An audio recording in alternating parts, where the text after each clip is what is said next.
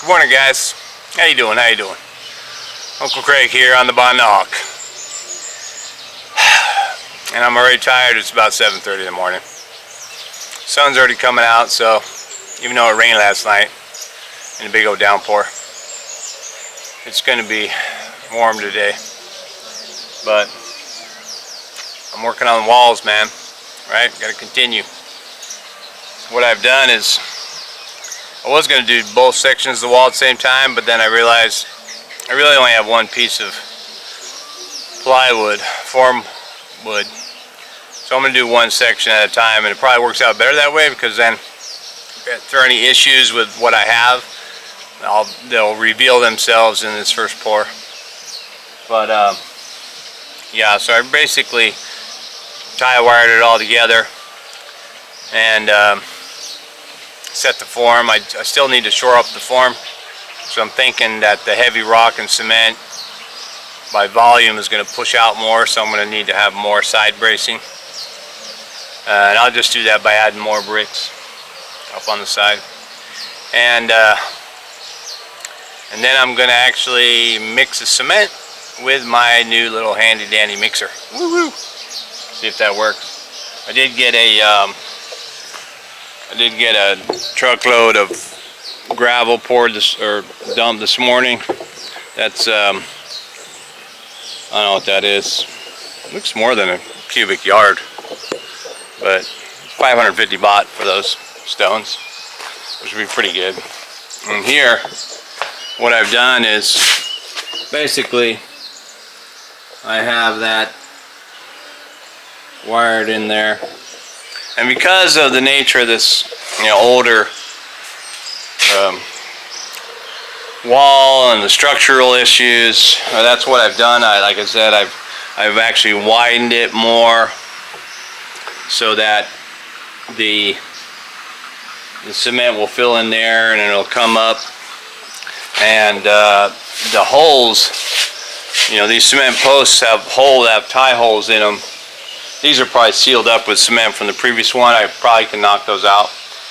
And they had some down at the bottom still, so I've used that. Although I did a pass through with the metal bar, and then I wrapped it around and tied it to the crossbeam metal tie, right? So I basically kind of held the post into there. Normally these little holes, they kind of put the bars in there and then they cement them all up, but I want to kind of have some more tension holding this post and this post together. So I'm basically tying the two posts to that bar in a more in a more of a binding setting. And it's not perfect, but hey, we don't do things 100% here on the Hawk. But I'll bet you it'll last a lot longer than it did before. Before it didn't even have there wasn't even any metal in there, really. The parts that were supposed to go into the cement only kind of were resting on the cement, so when I knocked the wall out, it just fell out. Yeah, and the second one over here, I'll wait till I pour this one. I also want to see, like I say, how good my mixer is going to do. It was pretty strong. I mean, I think with the test when I ran it in terms of the motor, this baby, it was pretty strong. It had a good, there's a good blade on here. So I'm just gonna bring my bucket over here and see if I can't get busy doing a cement pour this morning. And I hate cement, I really do. I hate mixing it by hand. That's why I got that little handy dandy mixer. So with any luck, a bucket here, I will be able to mix it with that mixer. Fair enough. I'm still going to have to do a little bit of workout with the mixer. And then And now I'll just scoop it up in buckets and do my pour. And then just wait it out, man. I can remove the form and start setting it up on the next one. Once the two walls, or once the two bottom parts are secure and poured, I can start sorting out. You know, I do have bricks already, so I'm gonna just, you know, start sorting out how to build that wall straight up. I already got the, you know, obviously I can cement them up, mortar and all that. I got skim coat too, but one of the challenges, or this, you know, this section right here, not really that one, but this one right here is angled. They got an angle bar here because they used a small post. Not sure why they used a small post on this one. I'm not sure how this came about. Maybe because they just wanted that, you know, that A-frame. But if they wanted that post over there is smaller, but the A-frame just goes straight bar down it. So the question is, this is a tricky one, could I, and maybe for all you know, structural engineers out there, before I get to this part, maybe you can add a comment. I could probably research it, but it'd probably be easier for a structural guy to go, dude, whatever you do. So the idea was that I would just cut this bar. I cut this bar that goes up here, leave the crossbar, and, you know, because it comes down to there, and then this is supporting still, but just get rid of this one. That way I can build the wall straight up like I would for this one.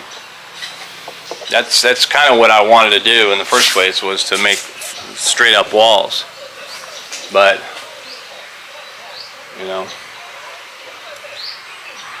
push comes to shove, I could just wall it up on this side of it, but that'd be weird.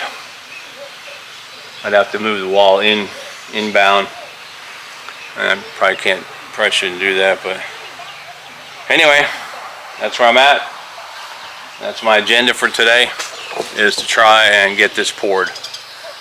I still need to, I have put a couple of these, you know, to hold the two sides on both ends. I'm gonna have to probably put two more in the middle, make sure it doesn't bow out. I'm using more of this side brick to shore up that side, and then I'll put more cement block here to shore up this side. I'm not pouring it all the way to the top of this wood. I'm just pouring it to the top of that over there, I guess. Hopefully I can do that whole pour with, I was gonna say with one bucket, with one, you know, tub of cement, but maybe not, man.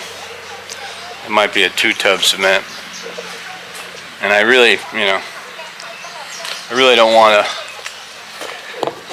try and, you know, I'm gonna have to try and hurry, right? I'm gonna have to make the, let me set my tripod down here. I gotta work on them shaky camera skills. But, you know, I don't like pouring cement and then, let me turn this, and then having to go mix more cement and then pour more cement into the same area. I mean, it's probably alright, but I think it would, you know, it would just be stronger, sit better if you're doing a single pour and just do it all instead of double pour. But anyway, that's the way that is, man. Alright, let me get to it. I'll be back at you. Okay, so I've shored up my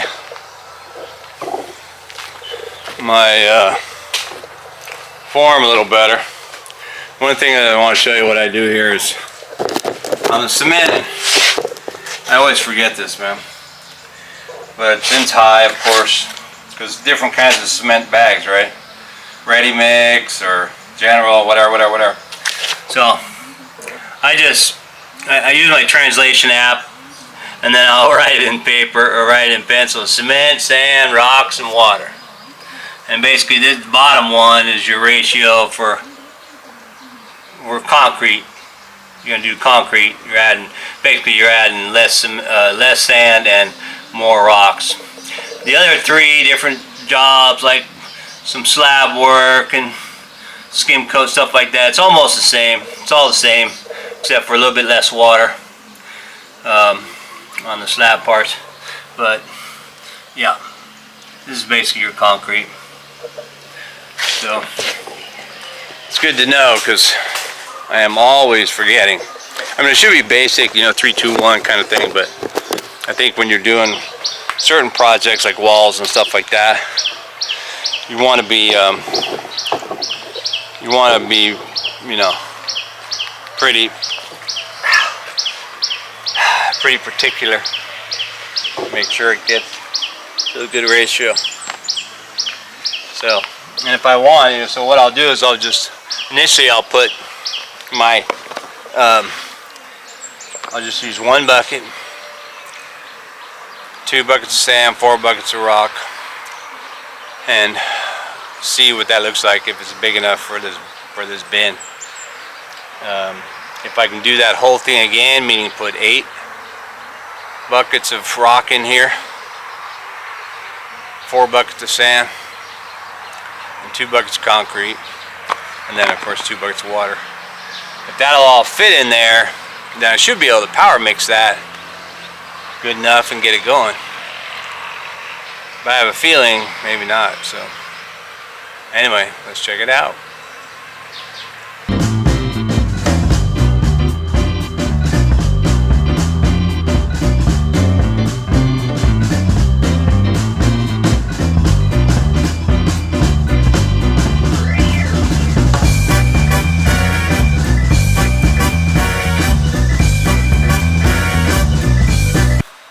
Well,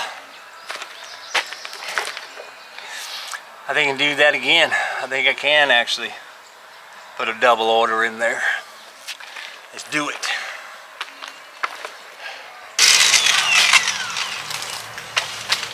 I actually smell a little smoke. I think the motor on that's kind of burning it up.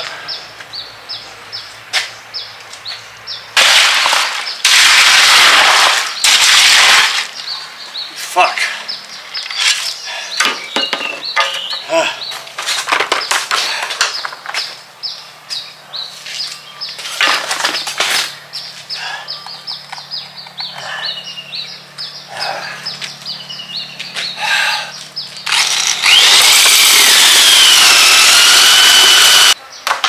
Not easy. Probably good for, you know, mixing slip coat.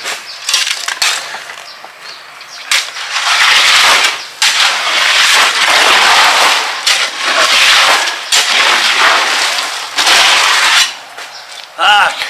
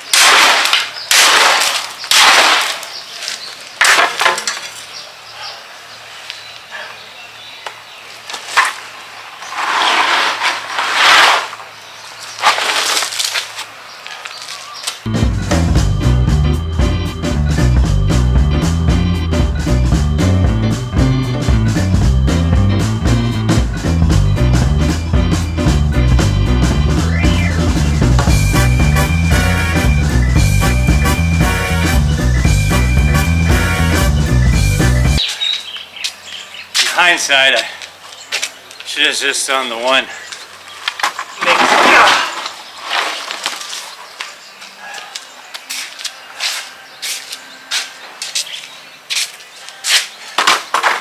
No más. No más. Well, one of the things I realized was that mixer, it ain't happening. And I needed to bring my bucket closer to the pour. I just can't, whoa. What? I can't do it, man. So I'm only gonna, I tried, you know, putting two,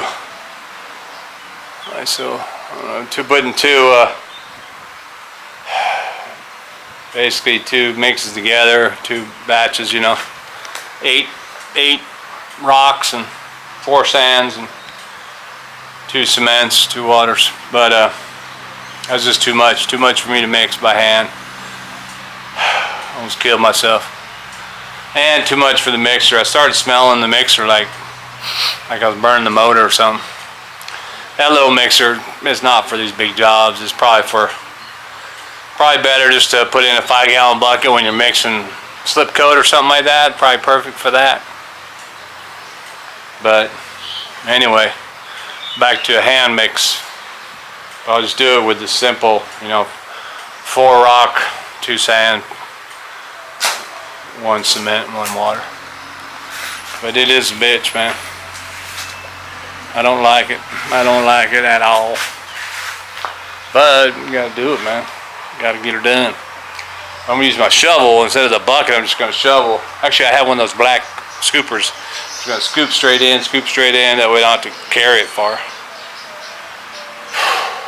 All right, let me get back at it. Had to take a break there because I almost died from exhaustion or something. I think it's actually a little cooler now, but after that no mas, I had to go sit over there and take my shirt off and sit under the fan. I also brought the fan over here because I gotta work with the fan, man. Can't do it. Too old or something. It's back on the tripod. Oh, alrighty. Back at you. Well, got most of that poured.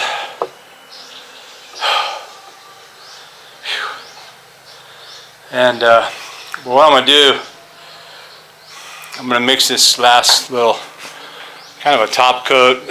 I mean, normally that would set, and then before I put the bricks on it, I mean, I'm gonna be putting cement, you know, between the bricks anyway. So I'm gonna mix a batch of that, but I'm gonna use the mixer. I hand mixed the other stuff after the mixer. The mixer was just hitting those rocks like boom, boom, boom, and it was mixing it, but too much. So I'm gonna try it with just the sand and cement and water. See if this mix is good enough. Let's check it out, man. Turn that down a little bit.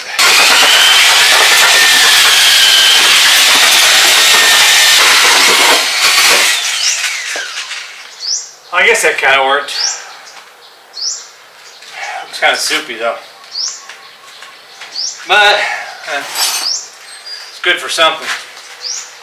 Might be able to hook that up to a propeller. Put it on my battery inverter and use it for a motorboat. Alright, man. More in a minute. Oh, man. Alrighty. Well, time to get cleaned up, man. But before I do that, let's take a look at the damage I did today. So, that's pretty much what I got. And you can see that the form and the cement is wider than the post. And that, of course, if I didn't mention already, is because the nature of the, you know, the structure itself, it's not, you know, it's not 100%. We were worried about the building itself, you know. So the floor didn't have much. I don't think the floor has any, you know, crossbar, any wire in it or anything. So what I've done is I've made it wider intentionally, extended it out, and then down farther than the original foundation. Then knocked it up so it's in on top of the old floor, but cracked enough to where cement went down in again to the next, or to the original maybe beam that was there. So kind of wrapped it around the beam, so it's about twice as wide as it should be, or normally would be. But I didn't want to destroy the whole thing, you know. I didn't want to demolition the whole foundation, all that, start from scratch. It hadn't moved. It was probably pretty solid, so it just cracked and bust up. So I built around it, tied it together, and I think it'll be good. And it's got a nice, you know, 10-inch probably, and then instead of a 6-inch. And then I can put a whatever, the 4-inch wall on top of that, no problem. I'll just use that extra lip for something else inside the house or whatever, you know. That would be that. Well, tomorrow, if it doesn't rain, maybe I'll wait 2 days for the form to dry good before I peel that off. Set it up on the next one. Do the same thing, although I won't have to put the cement as high because the foundation's already 6 inches higher. So at least I can look forward to making less cement. And then after that, I think I've decided that I'm gonna do things a little different in terms of how I'm gonna attack this. That back wall that's gonna be there, I'm gonna go ahead and set the metal and tie that up, cut the metal up just like I did with these. I'm gonna knock this wall out and this wall out. I'm gonna tie these, I'm gonna tie it together here at the bottom. So basically you'll have a back wall that's tied and then a front wall that's tied. Then I'm gonna form up that, and that. I guess I'll probably have to knock out that sidewall. Form it all up, and then get a concrete pour in here.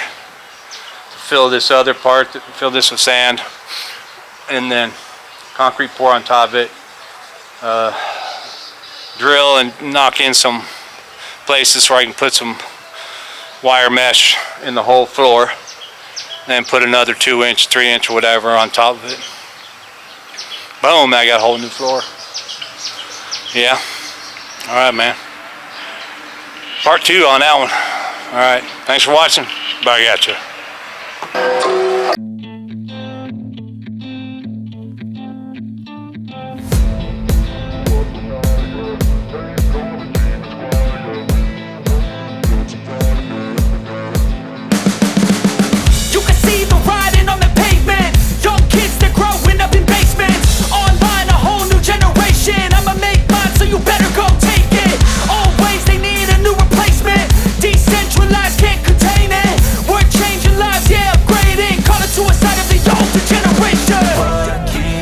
But now, yeah, make